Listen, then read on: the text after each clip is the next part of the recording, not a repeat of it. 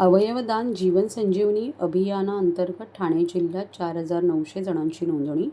राज्य सरकारतर्फे 3 ऑगस्ट ते 15 ऑगस्ट 2025 या कालावधीत राबवण्यात आलेल्या अवयवदान जीवन संजीवनी अभियान मध्ये ठाणे जिल्ह्यात उत्स्फूर्त प्रतिसाद मिळत असून आतापर्यंत 4,900 नागरिकांनी अवयवदानाची प्रतिज्ञा नोंदवली आहे.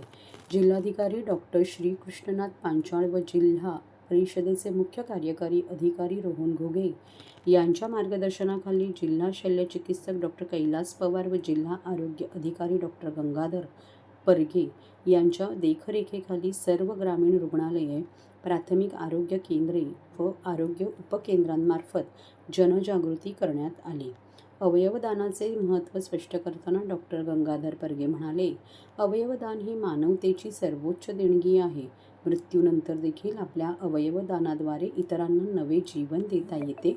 एका अवयवदानामुळे 8 रुग्णांचे प्राण वाचवू शकतात. आरोग्य विभागाने नागरिकांना अवयवदानासाठी ऑनलाईन नोंदणी प्रक्रिया सुलभ केली असून QR कोड स्कॅन करून किंवा noto.abdm.gov.in संकेतस्थळावर जाऊन आधार क्रमांक किंवा आभा संलग्न मोबाईलद्वारे नोंदणी करता येते. प्रतिज्ञा पूर्ण झाल्यानंतर प्रमाणपत्रही डाउनलोड करता येते. आरोग्य विभाग ठाणे यांच्या वतीने नागरिकांना आवाहन करण्यात येते की अवयव दान करा, जीवन दान द्या, मृत्यूपलीकडे जगा. आपण घेतलेला हा छोटासा निर्णय इतरांसाठी आयुष्याचा अमूल्य ठेवा ठरू शकतो.